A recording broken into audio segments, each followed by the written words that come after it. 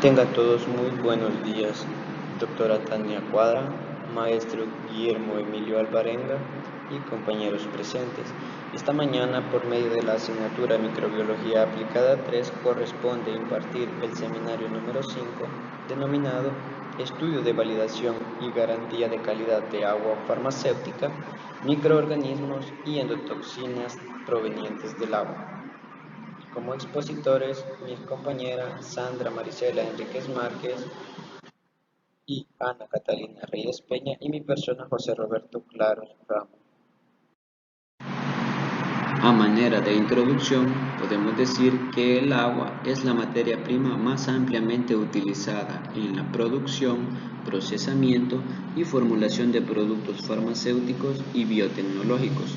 Por lo tanto, el control del proceso de fabricación, las cualidades químicas y microbiológicas del agua, a través de los procesos de producción, almacenamiento y distribución es crítica. Independientemente de los tipos de agua, la calidad del agua está estrictamente regulada, debido a que el agua se utiliza en muchos grados diferentes en la fabricación farmacéutica y diversos fines farmacéuticos. Por lo tanto, los documentos complementarios describen sus usos y métodos de preparación y atributos de calidad del agua. En este sentido, tendremos dos grandes categorías de agua: las aguas a granel y las aguas envasadas. Las aguas a granel se definen como aquellas que se producen típicamente en el sitio donde se utilizarán, mientras que las aguas envasadas se van a definir como aquellas que se producen, envasan y esterilizan para preservar la calidad microbiana durante toda su vida útil envasada. Ahora bien, como objetivos que se pretenden desarrollar tenemos estudiar los tipos de agua más utilizados en la industria farmacéutica y sus usos respectivos. También dar a conocer los diferentes métodos para reducir y eliminar la carga microbiana en el agua de uso farmacéutico.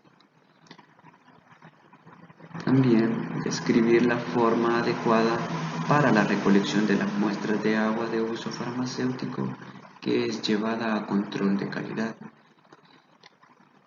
Y abordar de manera general los programas de validación en los sistemas de agua.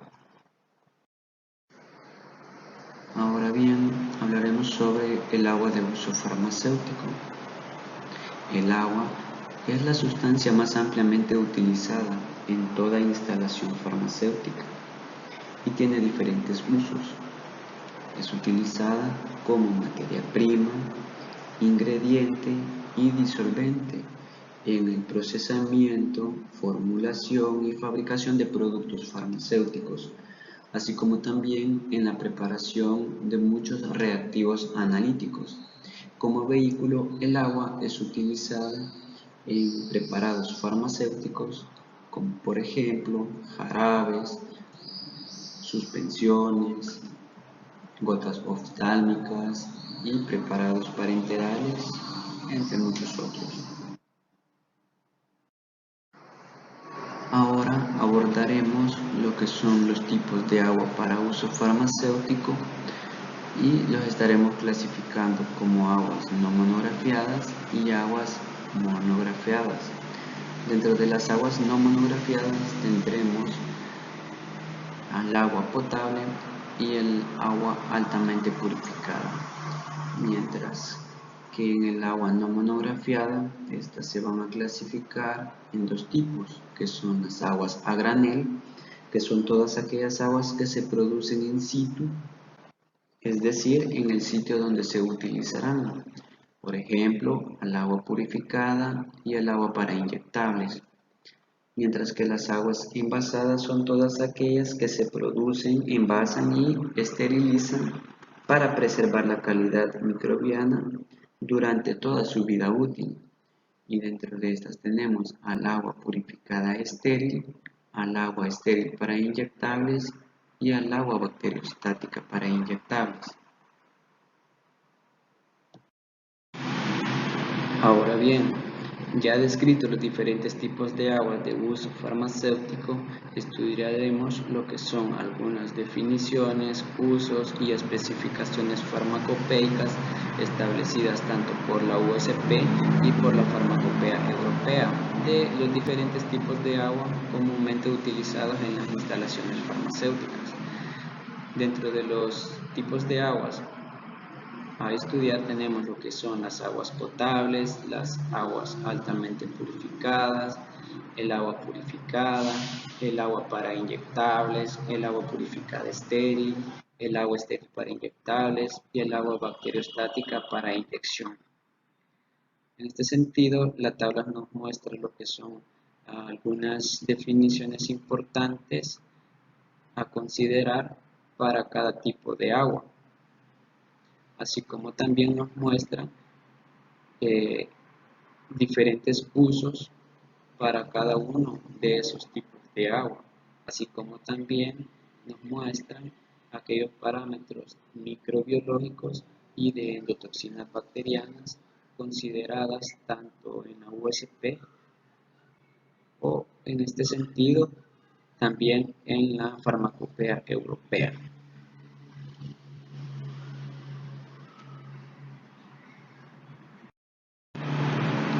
Ahora bien, ya descrito algunos tipos de agua y sus usos respectivos dentro de la industria farmacéutica y conociendo algunos parámetros establecidos en la USP y en la Farmacopea Europea, como es el caso de las endotoxinas, pues estudiaremos lo que es la composición de la pared celular de las bacterias gram negativas, porque en este sentido las endotoxinas se producen a partir del lípido A de las bacterias gram negativas que está contenido en la pared celular, como se muestra en la figura, justamente en la parte superior derecha de la imagen. Cuando nosotros estudiamos las endotoxinas, pues nos damos cuenta que es un componente de la pared celular de muchos microorganismos, específicamente de aquellos que contienen la capa LPS, como se muestra en la figura, que es una capa de lipopolisacáridos que está contenida en la parte externa de la pared celular de las bacterias gram negativas. En este sentido, la USP define a endotoxinas como aquellos lipopolisacáridos que se encuentran en la envoltura celular externa a la pared celular de las bacterias gram negativas de las cuales se desprenden. Las bacterias gram negativas forman fácilmente biopelículas que pueden convertirse en una fuente de endotoxinas para las aguas de uso farmacéutico. En este sentido, los niveles de endotoxinas deben de reducirse al máximo.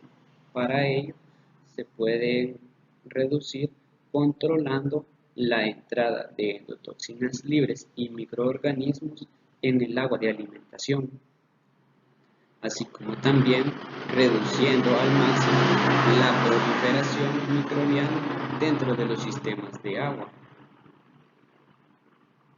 Esto se puede lograr por medio de la higienización del sistema y otros métodos utilizados. Pueden incluir el uso de ultrafiltros o modificadores de carga.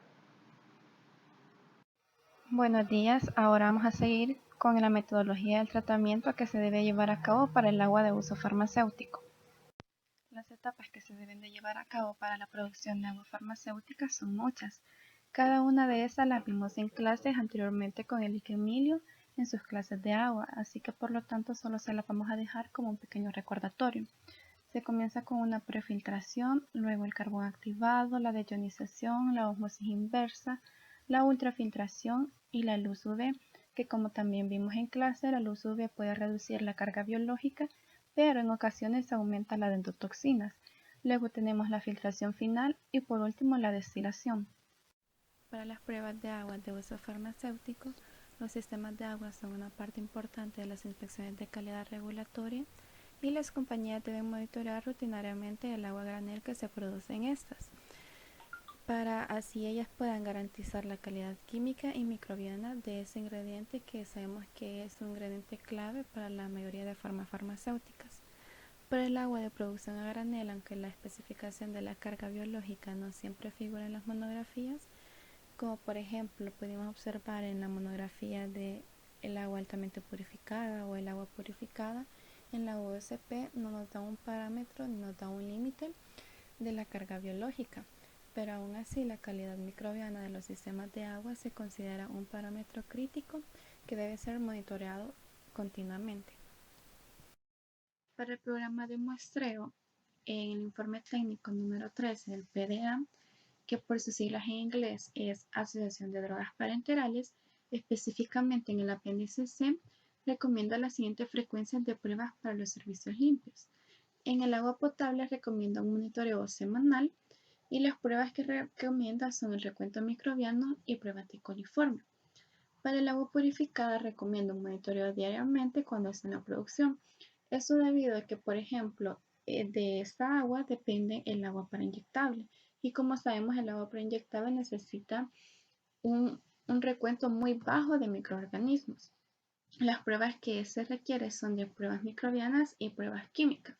El agua para inyección se debe evaluar diariamente para el suministro de agua a alambiques. Los alambiques son una parte del sistema de destilación y las pruebas que se requieren son pruebas microbianas, químicas y de endotoxinas. Se debe hacer también pruebas diariamente para el retorno del ciclo y esas pruebas que requieren son químicas y de endotoxina. Para la rotación para todos los puntos del uso, las pruebas que requieren son pruebas microbianas. En el caso del vapor limpio, esas pruebas se deben de hacer mensualmente y las pruebas que requiere son químicas y endotoxinas. Ahora vamos a ver un cuadro comparativo sobre las diferencias de los organismos requeridos para la promoción y crecimiento de los medios que establece la farmacopea europea y la farmacopea japonesa. Por ejemplo, en la farmacopea europea, en el medio R2A, que este medio por su bajo contenido nutricional y mediante una incubación prolongada estimula el desarrollo de bacterias estresadas de crecimiento lento y tolerantes al cloro que se hallan, por ejemplo, en las aguas tratadas. Va a crecer Bacillus subtilis y Pseudomonas aeruginosa. El crecimiento de Bacillus subtilis se va a ver observado como unas columnas amarillentas anaranjadas y el crecimiento de Pseudomonas aeruginosa se verá observada como colonias blancas. Para el agar plate count, este no aplica, pero para el caso de la farmacopea japonesa, en el agar R2A va a haber crecimiento de la Methylobacterium storkins y para Pseudomonas florenses. Para el agar plate count, en este sí tiene un crecimiento. Tiene crecimiento de Staphylococcus aureus y de Escherichia coli. En el apartado 1231 de la USP se recomiendan los siguientes métodos de recuperación, que estos se derivan de los métodos estándar para el examen de aguas y aguas residuales. Para el caso del agua potable se recomienda utilizar el método de vertido en placa y utilizar como muestra mínima 1 ml.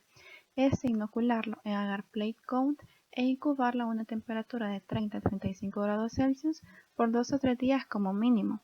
Los niveles de aceptación que debería de tener es de menor o igual a 500 UFC por mililitro. Para el agua purificada se recomiendan dos métodos. El primero es el método de vertido en placa y también recomiendo utilizar como muestra mínima 1 ml o ya sea el método de filtración por membrana, que se debe utilizar 100 mililitros como muestra. Estos inocularlos en agar plate count e incubarlos a una temperatura de 30 a 35 grados Celsius por 2 o 3 días como mínimo. El nivel de aceptación que debería de tener es de menor o igual a 100 UFC por ml. En el caso del agua para inyección, se recomienda utilizar el método de filtración por membrana. La USP recomienda que se debe utilizar 100 ml como muestra y la farmacopea europea y japonesa recomiendan 200 ml. Esto es inocularlos en el agar R2A e incubarlos a una temperatura de 30 a 35 grados Celsius por 5 a 7 días. Eso debe ser como mínimo en la incubación de 5 a 7 días. El nivel de aceptación que debería de tener es de menor o igual a 10 UFC por cada 100 ml.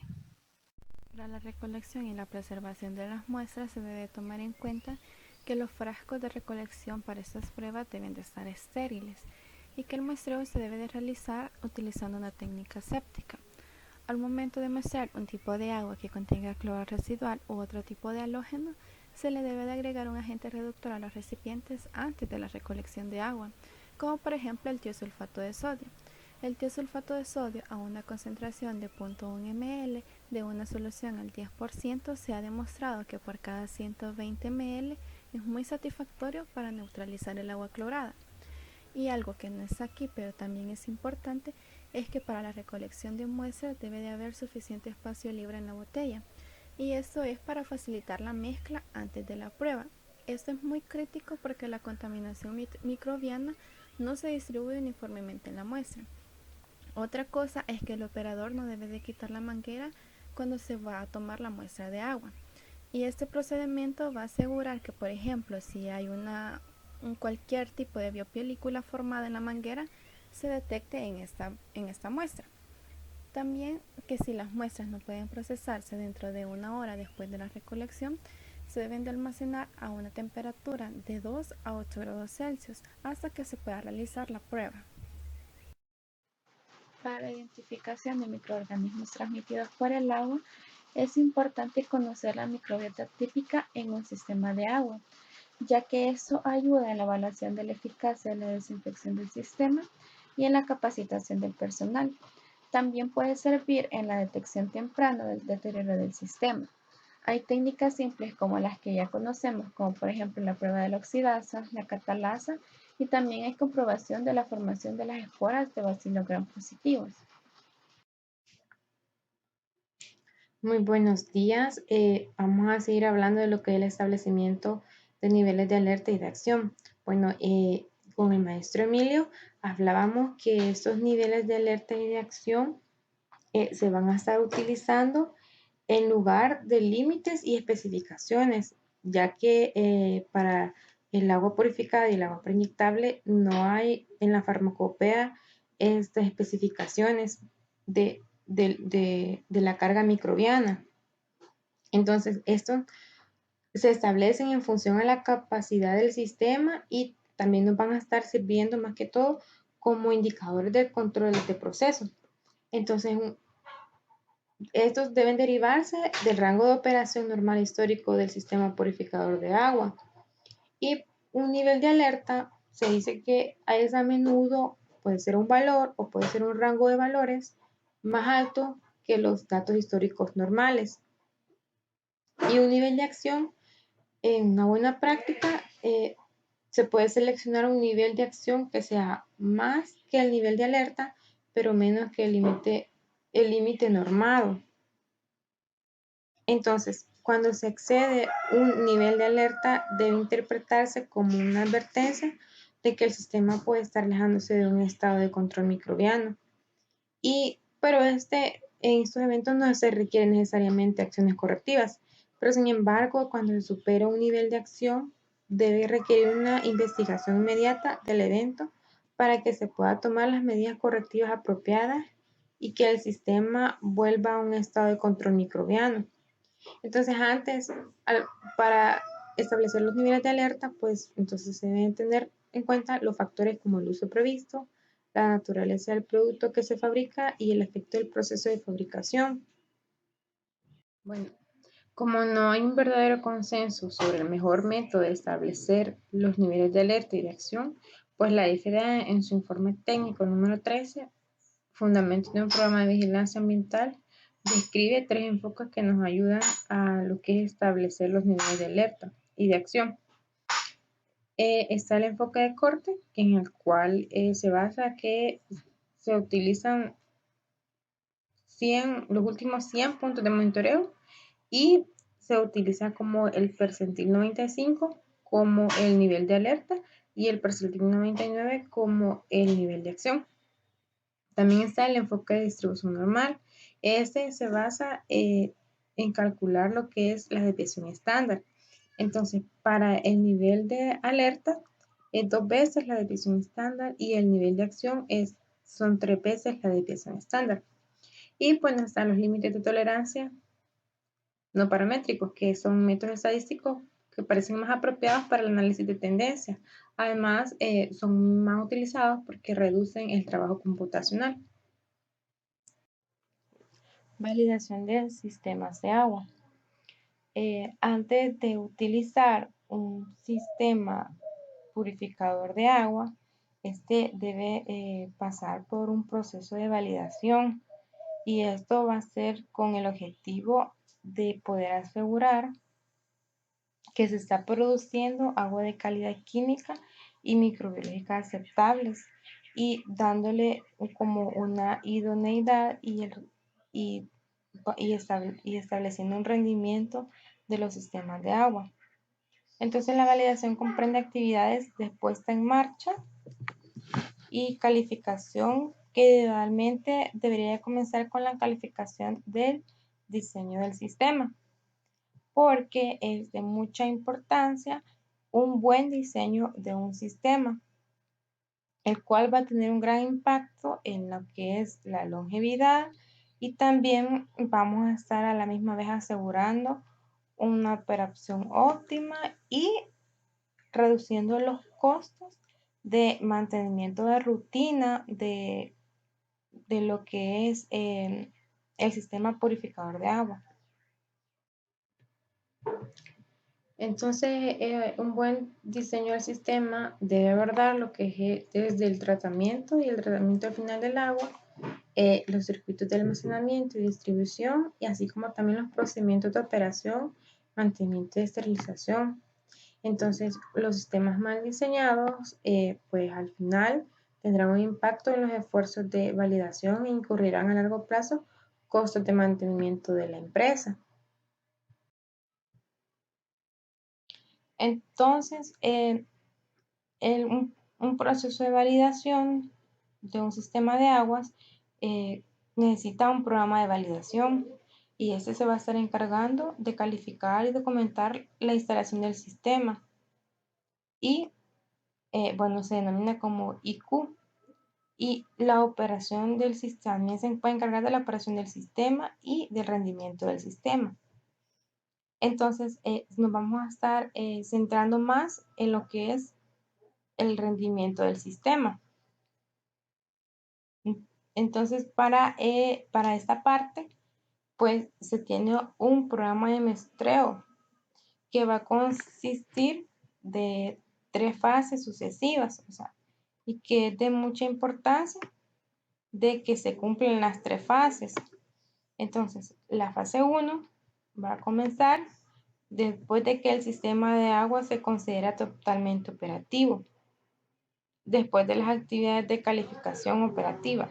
Entonces, durante esta fase 1 se va a realizar un muestreo diario intensivo de los principales puntos de proceso, así como de los puntos de suministro y de retorno, y esto va a ser durante un mes.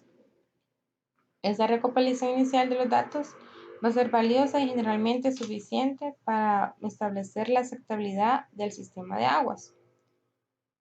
Entonces, con esos datos generados se pueden usar para establecer rangos operativos del sistema. Además, se pueden utilizar para crear procedimientos operativos estándar, que estos procedimientos pueden incluir lo que es el mantenimiento preventivo y también los procedimientos de esterilización. Entonces, al finalizar la fase 1, el agua puede liberarse para su uso, pero solo que va a estar como restringida.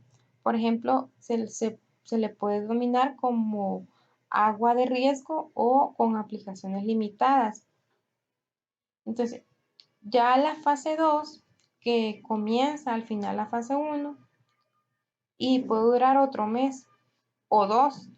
Entonces, durante esta fase del estudio, se van a mantener lo que son la frecuencia de prueba, así como también el número y la ubicación de los puertos muestreados durante la fase 1. Esta fase 2 está diseñada para demostrar la consistencia en el rendimiento del sistema y la producción de agua de una calidad específica. Entonces, al finalizar la fase 2, si todos los resultados de la prueba son aceptables, el sistema se va a considerar validado y se libera para y se va a poder liberar para su uso en la producción sin restricciones. Ya no es como en la fase 1 que tenía usos limitados. Entonces, pero sin embargo, siempre se va a necesitar una evaluación del desempeño, de desempeño extendida, especialmente para tener en cuenta las variaciones estacionales en la población microbiana del agua de alimentación. Pero eso más que todo se va a venir haciendo ya en la fase 3, porque en la fase 3 se va a realizar un monitoreo adicional y una frecuente duración durante un año de que ya el sistema de agua está operando. Entonces, esta actividad de calificación adicional se realiza para recopilar datos suficientes para fines de tendencias y para establecer niveles significativos de alerta, de acción y de alerta y de acción. Una vez que se obtienen los datos del primer año de operación, entonces se puede reevaluar los niveles de alerta y de acción previamente ya establecidos en base a los datos históricos de línea de base limitados o, o tal vez en base a una combinación de capacidades del diseño de equipos.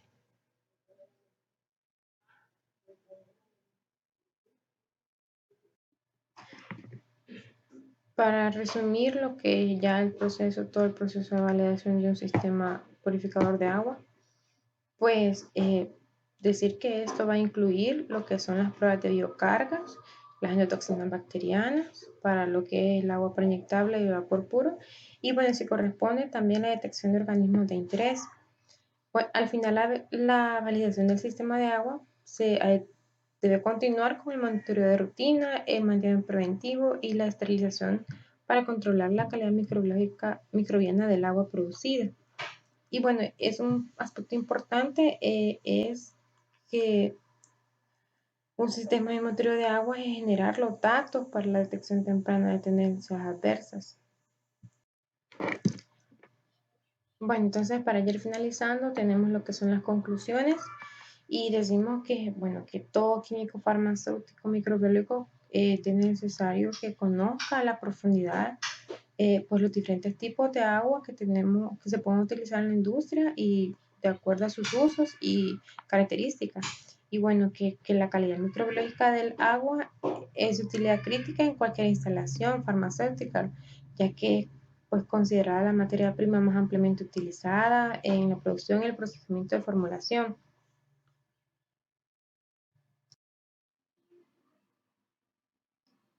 Bueno, además en este artículo se estudia y se resumen los requisitos generales para monitorear los sistemas de agua en el control de los microorganismos y de endotoxinas.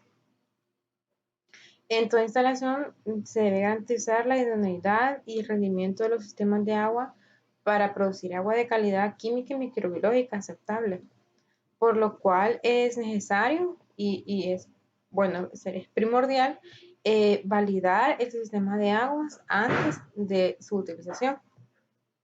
Bueno, y hasta aquí llegaría nuestra participación en la exposición del tema de nuestro artículo y agradecer a los compañeros que se han tomado el tiempo de ver el video, a la doctora Cuadra y bueno, al maestro Emilio por habernos asesorado y desearles feliz día y muchas gracias.